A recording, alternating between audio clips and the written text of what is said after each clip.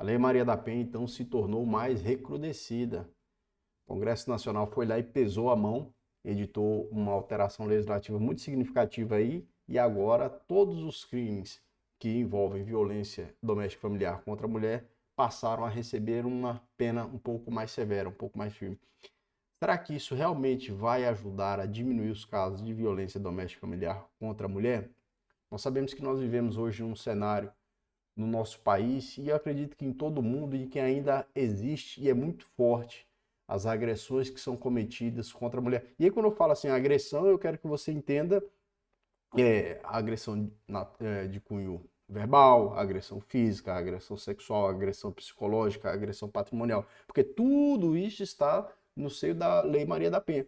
Não é somente a violência cometida física contra a mulher, né? O emprego de violência física, quando o indivíduo, no caso o companheiro, o marido, o esposo, ofende a integridade física, mas também quando ele ofende a honra, quando ele ofende os bens dentro da residência, o cara quebra um ventilador, quebra uma televisão, quebra um copo, quando o cara ofende psicologicamente, né, viola ou pratica uma violência psicológica contra a mulher, tem coisas que nem se constituem infração penal, mas já é um desagrado, né? O cara pode impedir a mulher de buscar um trabalho, diminuir a mulher, tentar enfraquecer, tudo isso se constitui também numa violência psicológica. Aí você tem violência sexual, porque o marido, o esposo, também pode praticar uma violência sexual contra a esposa, contra a companheira. E a gente ainda tem também a violência moral, né? A violência contra a honra, o indivíduo ofende, xinga, enfim, comete várias injúrias contra a mulher. Então, esses crimes, essas infrações penais no cenário da lei Maria da Penha e na violência doméstica familiar contra a mulher receberam um recrudescimento. A pena pelo crime de homicídio agora cometido contra a mulher em razão do sexo feminino, em razão de condições do sexo feminino, que é quando o cara comete o crime contra a mulher por ela ser mulher, né, valente dessa condição de superioridade que o homem tem em face da mulher, essa superioridade biofísica, biológica, a pena vai chegar até a 40 anos. É algo assim, no Brasil, revolucionário. Porque até agora nós tínhamos a maior pena dos crimes no Brasil, um crime patrimonial, que é a extorsão mediante sequestro com resultado morte. A gente tinha duas penas que chegavam a 30 anos e começava já em 20. O latrocínio, quando o indivíduo praticava um crime de roubo e tinha como resultado a morte, pena de 20 a 30 anos, e o crime de extorsão mediante sequestro com resultado morte, que é pena de 24 a 30 anos. E agora você tem uma pena, eu até trouxe aqui, quero trazer primeiro aqui a lei, a notícia da lei, né?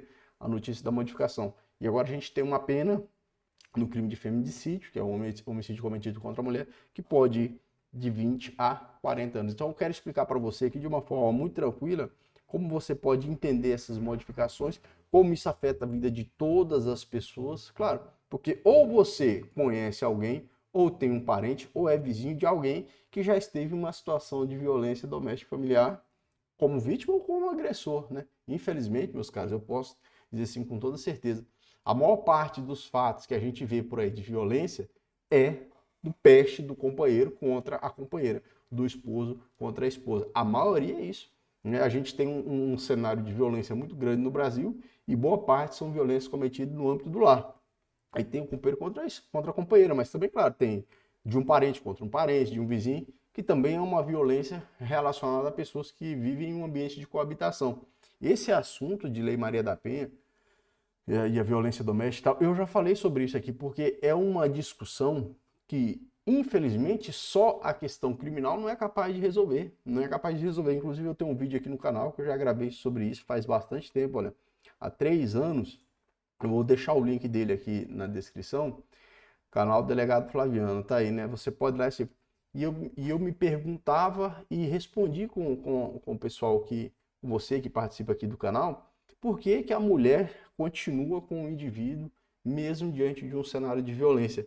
Porque não é incomum a mulher continuar com o cara mesmo depois das ameaças, das ofensas, das agressões físicas. Não é incomum, isso acontece muito. E por quê? Eu queria que você assistisse esse vídeo, que você vai entender por que que a mulher não larga o cara. São múltiplos fatores, né? Não é simples. É muito fácil, às vezes, a gente simplificar na vida do outro, né? Você vê, de repente você tem uma irmã, e eu conheço muita gente que já chegou para mim e falou, cara, minha irmã está sendo agredida, está sendo ameaçada e tal. Então, às vezes, você tem uma pessoa que é próxima de você que está numa situação de violência como vítima, e você, às vezes, fala assim, pô, larga esse cara e tal. Mas, veja, isso é algo que está tomado ou lançado para a mulher tomar uma decisão que para ela não vai ser simples. Para ela não é algo simples, com toda certeza. Claro, para a gente é simples, né? Porque a gente está de fora. Mas para ela é um negócio muito difícil, porque envolve sentimento, dependência emocional, às vezes dependência patrimonial, material, financeira, envolve uma série de fatores que é muito difícil. E claro, a legislação não consegue solucionar isso só com a tipificação de crime ou recrudescimento das penas. É importante? Com certeza é. Porque assim, o cara preso, ele não vai agredir mais ela. Agora, o cara que agride, ameaça, e ainda você vai ver a mulher visitando o cara na cadeia. Visitando o cara na cadeia, falando que vai cuidar dele. Porque eles reatam. E isso eu respondi nesse vídeo. Eu queria que você assistisse esse vídeo, que você vai ter essa compreensão do porquê isso acontece, né? Eu também não consigo explicar de forma 100% satisfatória. Não tem como, porque é uma série, né? São muitos fatores, múltiplos fatores que são capazes aí de nos dar, pelo menos assim, uma noção do porquê, mesmo diante de um cenário de violência frequente, a mulher ainda continua como um indivíduo. Mas, tá certo, vamos abordar aqui as modificações. Então, a lei que trouxe essas modificações, está aqui, foi divulgado lá no site do Senado, né? Eu vou deixar o link aqui na descrição. A lei que pune feminicídio com até 40 anos de reclusamento em vigor.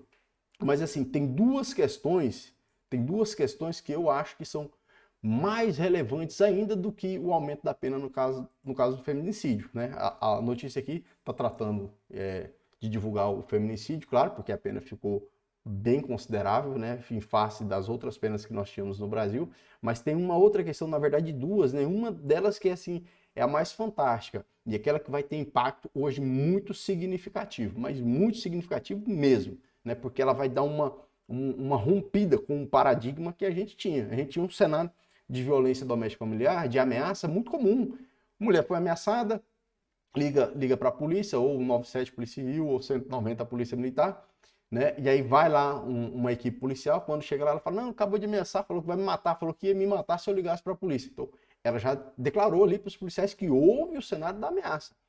Só que o que é que acontecia? A lei exigia representação. Então a mulher tinha que representar. Não bastava ela dizer assim, olha, policial, ele acabou de me ameaçar, falou que vai me matar e tal, se eu ligasse para a polícia, no outro dia eu estava morta.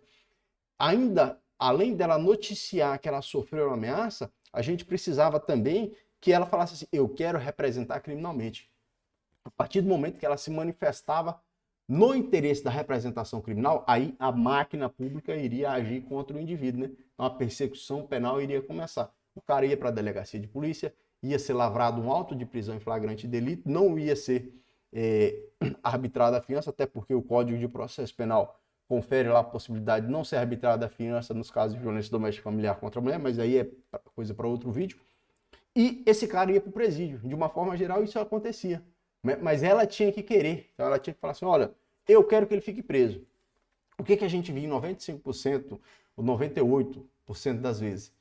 Houve ameaça, ela falou para os policiais que foi ameaçada, a equipe policial conduziu ela, mulher, e o rapaz, o agressor, né, o ameaçador, até a delegacia de polícia, e ao chegar na delegacia de polícia, ela fala, não, eu não quero que ele vá preso. Algumas vezes ela fala, não, eu quero uma medida protetiva de urgência em meu favor. Outras vezes ela não queria nada, só queria retornar com o indivíduo para casa. E agora o cenário mudou completamente. Agora isso não vai mais acontecer. Agora, a partir do momento que o Estado, a equipe policial tomou ciência de que a mulher foi ameaçada pelo companheiro, pelo esposo, pelo marido, pelo namorado, pelo noivo, ele vai ser conduzido à delegacia de polícia e vai ser lavrado um auto de prisão em flagrante delito em desfavor dele, certeza. E aí, com certeza, o caldo engrossa.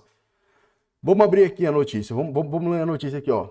Entrou em vigor a lei que eleva a 40 anos a pena para o crime de feminicídio. Então a pena máxima vai até 40 anos. O assassinato de mulheres em contexto de violência doméstica familiar ou de gênero. Publicado no Diário Oficial da União nesta quinta-feira, a Lei 14.994 de 2024 foi sancionada sem vetos pelo presidente da República. Com isso, a pena para os condenados pelo crime de feminicídio passa a ser de 20 a 40 anos. Claro, isso é a partir de agora. Olha só, antes era 12 a 30. A partir desse momento, a partir do momento de entrada em vigor da lei, então a pena agora é de 20 anos. Então quem cometer, né, os criminosos que eventualmente cometam esse crime, a partir de agora vão se submeter a essa nova pena. Na minha visão, a pena ainda é pouco, né? É pouco, porque ainda a gente vai ver cenário de violência, ainda a gente vai ver ainda feminicídio, infelizmente, só que é melhor do que o que tinha, né? Porque assim, o cara tem que ser preso. Esse tipo de crime, infelizmente, é um dos mais graves, né? Eu acho assim que as violências sexuais e os homicídios são os mais graves, e aí tem que ter uma pena, sinceramente assim, a soltura do indivíduo é algo que pode fazer acontecer novamente o crime. A gente vê, né? As pessoas cometem esse tipo de crime e reincidem. Então, nesses casos aí, o indivíduo, quanto mais tempo ele estiver preso, significa que menos tempo ele vai estar cometendo infração penal. Aí vamos lá, no 121 do Código Penal. Estou aqui com o Código Penal aberto. Vamos aqui no 121 para você ver, né? Aí a gente tem aqui já no 121, ó, matar a mulher por razões da condição do sexo feminino. Pena reclusão de 20 a 40 anos. Então, essa aqui é uma das mudanças, né? O agravamento, a majoração da pena no crime de homicídio quando é cometido contra a mulher por razões da condição do sexo feminino. Essa razão da condição do sexo feminino é quando o cara comete crime por uma situação de inferioridade, porque ele é superior à mulher. Tem, inclusive, essa disposição sendo trabalhada explicando o que se considera como razões, né? Como razões de condição do sexo feminino. Olha o parágrafo primeiro. Considera-se que há razões da condição do sexo feminino quando envolve violência doméstica familiar e menosprezo ou discriminação à condição de mulher. Então é isso. É o indivíduo que age contra a mulher no ambiente da unidade doméstica familiar, valente da condição de superioridade masculina, essa superioridade biológica, né, em razão da disposição física. Vamos aqui no 147. Aqui a gente tem aquela modificação que eu falei que, na minha visão, é a mais significativa, que vai ter mais impacto imediato. Olha só, a gente tinha o crime de ameaça. Então o camarada foi lá, ameaçou a mulher, realizou qualquer tipo de ameaça contra ela, beleza, ela chama a polícia, fala que foi ameaçada, só que assim, só vai ser lavrado um procedimento contra ele só vai ser preso se ela dissesse, olha, eu quero representar criminalmente, eu quero que ele fique preso, certo? Então você tinha uma barreira ainda. A mulher falava, seu delegado, eu fui ameaçado, ele me ameaçou, falou que vai me matar e tal. Se eu chamasse a polícia, então aí que ia ficar pior. Só que eu não quero que ele vá preso, porque eu amo ele é pai dos meus filhos, eu também não quero prejudicar ele. É o que a gente escutava muito isso aí, que a gente escuta muito isso aí. Ele é o pai dos meus filhos, não quero prejudicar ele, né? Porque a mulher ama o desgraçado, né? O cara vai lá, agride, ameaça, mas ela ama o filho da puta. Então, você tinha esse cenário. Tinha que perguntar para ela, a senhora quer representar criminalmente, né? Aí, claro que essa expressão representar criminalmente é uma expressão técnica jurídica e às vezes a pessoa não compreende, né? Se você fala, o que é representar? Fala, não, se a senhora disser que sim, a senhora está dizendo que quer que a gente processe ele, né? Que o Estado inicie o processo. Então, primeiro ele já vai ser preso aqui, autuado em flagrante delito, porque ele ameaçou a senhora, está em situação de flagrante delito, vai ser para o presídio. A promotoria de justiça vai dar seguimento, né? Vai oferecer denúncia contra ele, enfim, ele vai tomar uma condenação. É isso a representação. Aí a mulher fala, não, não quero que ele vá preso, não quero prejudicar ele. Então a gente tinha esse cenário. Agora não. Ligou no 190, ligou no 97, olha, foi ameaçada pelo meu namorado, pelo meu noivo, pelo meu companheiro. A polícia vai prender. Não precisa mais da representação. Onde é que a gente tinha essa desnecessidade de representação? Quando havia agressão. Então, quando havia agressão física, né, agressões de natureza física, aí sim, aí não precisava de representação, porque isso já estava tratado pela legislação. No caso de lesão corporal contra a mulher, independente se era lesão leve ou não, não havia necessidade de representação. Tinha que ser preso, conduzido à delegacia de polícia e lavrado o auto de prisão em flagrante delito. Agora isso acrescenta a ameaça, porque até então a ameaça não exigia essa representação, certo? Aliás, a ameaça exigia a representação. Agora a ameaça não exige mais a representação. Então você tem assim uma mudança muito significativa nesse ponto. Então, a desnecessidade de exigência da representação no caso de ameaça contra a mulher e a pena do crime de feminicídio. Mas eu tinha dito para você que era em duas situações que eu considerava bastante relevantes. A primeira é essa da retirada da necessidade da representação, que está aqui, né, no parágrafo 2º, olha, somente procede-se mediante representação, exceto na hipótese do parágrafo 1º. A hipótese do parágrafo 1º é essa, se é cometido contra a mulher por razão da condição do sexo feminino. Aí eu quero chamar você aqui no descumprimento de medida protetiva. No descumprimento de medida protetiva, ó. Vamos abrir aqui o 24 da Lei Maria da Penha. Gente, direito é um negócio difícil, claro, a legislação, essa coisa técnica e tal, é um negócio difícil de ser compreendido. Mas assim, todos nós temos condição de entender o necessário para a gente viver tranquilo, né? Até porque a legislação já estima que todo mundo conhece a lei, ninguém pode dizer que não conhece. Então a gente tem tudo à disposição na internet, todos os sites funcionando, Planalto, Senado, entra lá, você se informa, você fica por dentro, certo? E aqui no canal, já te convido a se inscrever, deixar seu like, comentar, papai, compartilhar e fazer essa coisa toda para fazer o canal crescer. Aqui você vai ter uma informação jurídica sempre de uma forma muito tranquila, né? De uma forma que você seja capaz de compreender, mesmo que você seja da área de enfermagem, esteja no ensino médio, ensino fundamental, você vai entender. Você sabe que não pode agredir, você sabe que não pode ameaçar. E se você fizer isso contra uma mulher no âmbito da unidade doméstica familiar, quer dizer, onde vocês vivem junto ali, numa questão de convivência, você vai tomar lapada. Você não deve fazer isso, né? E não porque você vai tomar uma pena, porque isso não é certo, né? Então, antes do direito, a gente tem ainda a moral. Você sabe que não é certo. Não faça isso. Controle-se, busque ajuda, controle-se o seu nervosismo. Olha aqui, o 24A, né? 24A. Descumprir decisão judicial que defere medidas protetivas. Passa para 2 a 5 anos. Antes a pena era de 3 meses a 2 anos. Era muito comum, é muito comum, a mulher pedir uma medida protetiva de urgência. Então ela chegava lá, foi ameaçada, não queria representar, mas queria uma medida protetiva de urgência. Beleza. Era feito o pedido, encaminhado ao juiz, o juiz, né? O seu juiz ia lá e deferia a medida protetiva, entregava para a mulher, o oficial de justiça intimava ela a respeito da medida protetiva, intimava o cara e pronto. A partir daquele momento ele não podia mais entrar em contato com ela. Se ele o fizesse, pena aí de 3 meses a 2 anos e ele já ia ficar preso, né? Porque podia ser lavrado um auto de prisão em flagrante delito e ele também podia ser preso por ordem do juiz, uma decisão de prisão preventiva. Agora você tem uma pena de 2 a 5 anos. É muito relevante, porque o descumprimento de medida protetiva também acontece demais. Então aqui eu achei muito importante, porque muitos caras não estavam ligando para a pena da medida protetiva, 3 meses a 2 anos, os caras ignoravam, agia com palhaçada, né? Não cumpria, não respeitava a medida protetiva. Agora, Flaviano, vai respeitar? Eu acho que não, muitos não vão respeitar, mas agora vão tomar uma lapada mais significativa. E tem que ser assim, né?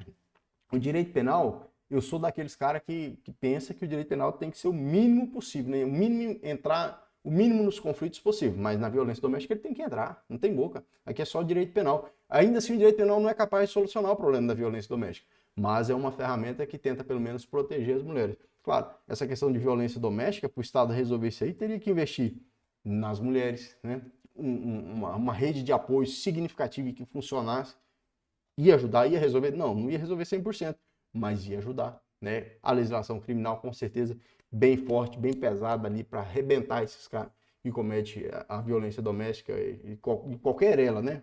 Patrimonial, moral, psicológica, física, sexual, qualquer paulada nesses caras mesmo que não tem jeito, certo? E eu tô tratando aqui de regra geral, porque eu sei que sempre vem alguém no comentário e vai falar assim, ah, Flaviano, mas e quando é a mulher que agride o homem? Cara, tem, mas ó, nem se compara, meu amigo. Não tem como a gente comparar aquilo que é regra geral com aquilo que é exceção, entendeu? E a regra geral é essa, o homem agride a mulher, né? A regra geral é essa. Excepcionalmente, a gente tem casos em que a mulher agride o homem sem ser uma situação de defesa, mas é exceção, né? E a gente não pode, não podemos nos pautar pela exceção, nós temos que nos pautar pela regra, tá? Se você entendeu alguma coisa, eu queria que você comentasse aqui, informasse, Flaviano, eu entendi, e realmente são importantes essas modificações. Eu queria que você deixasse a sua opinião a respeito desse assunto, curtisse, comentasse, compartilhasse, fizesse o canal crescer, essa coisa toda aí. Fechou? Tamo junto, se inscreva no canal e até o próximo. Ah, e vê o vídeo aqui,